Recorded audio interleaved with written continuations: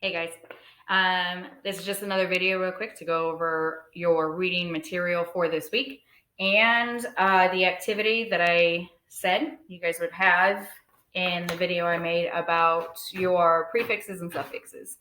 So just kind of want to practice with you guys so you understand it better. If you get stuck on the assignment, hopefully watching this video helps you out. So what you are reading this week is called The Fall of the House of Usher by Edgar Allan Poe. He is absolutely one of my absolute favorite authors of all time. All of his stories are pretty fantastic. So The Fall of the House of Usher is actually a pretty good story. So go ahead and give yourself time to read the story. You'll have all week to read the story. Towards the end of the week, you're going to see an assignment called Divide and Conquer. What we're doing is taking words from this story that you've read all week and having you break them down by their root word, if they have a prefix, if they have a suffix. What do you think the word means? Use it in a sentence. Just like I taught you guys or reviewed with you in the first video regarding prefixes, suffixes, and root words. But I'm going to practice one word with you today so you have an idea of how to do the assignment later in the week. Okay? Now, so I'm going to read the first paragraph of The Fall of the House of Usher. So, begins like this. It was a dark and soundless day near the end of the year, and the clouds hung oppressively low in the heavens. All day I had been riding horseback through the country with little life or beauty, and in the early evening I came within view of the House of Usher. That's the first paragraph to the story. It's going to be the first paragraph that you see on the PDF that you're able to read through. What we are going to do is a divide and conquer activity practice together so that you know what I'm talking about when you go to do this on your own. For the divide and conquer activity, you are going to have to pick out 3 words from the story of the House of Usher, the Fall of the House of Usher. You're going to pick out 3 words.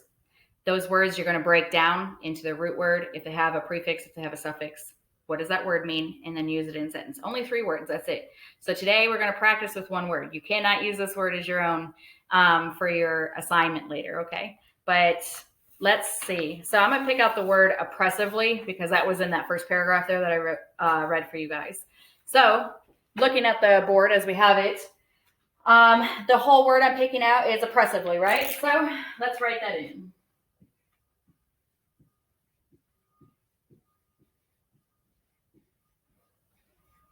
Oppressively. Now for my divide and conquer assignment, I need to be able to break this word down as best as I can, as best as you can.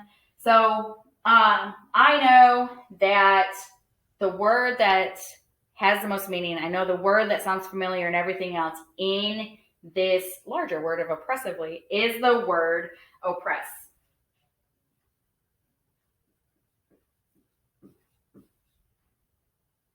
And what does oppress mean? If you oppress, or if you, it means to keep somebody down, to kind of put somebody in hardship or anything like that. So if we, so we know the word oppress means to keep somebody down or to keep somebody in some type of hardship in some way. Okay. And then you're looking at your suffix. So the suffix of ive, I-V-E, typically means a tendency to do something, okay? So this is a tendency to do something.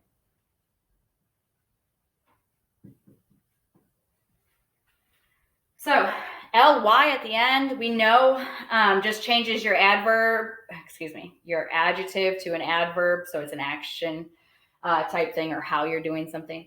So now we have tendency to oppress. Okay, so what does this word mean? It means that somebody has a tendency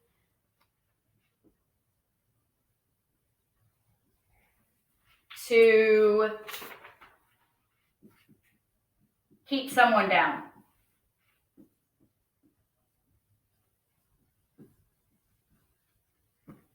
Or something has a tendency to keep someone down or to make a hardship on them, anything like that. So that's essentially what the word means when you put it all together again. Okay, now it wants you to use it in the sentence.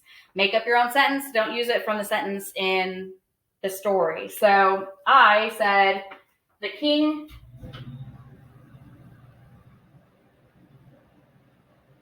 oppressively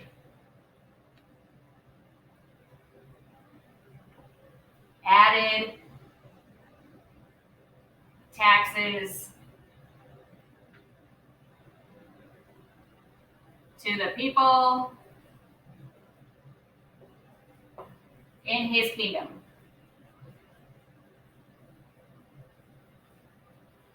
Okay, your sentence doesn't have to be as long as that, but that's just what I was thinking of. So the king oppressively added taxes to the people in his kingdom. That just lets me know that this big word here, you were able to break down and fully understand what it meant. By the time you divided it with its root word, if it had any prefixes and suffixes. All right, does that make sense? So that is our practice. You're going to have this divide and conquer activity or assignment later in the week. Majority of the week, just make sure you go through and you read The Fall of the House of Usher by Edgar Allan Poe. Okay, thanks.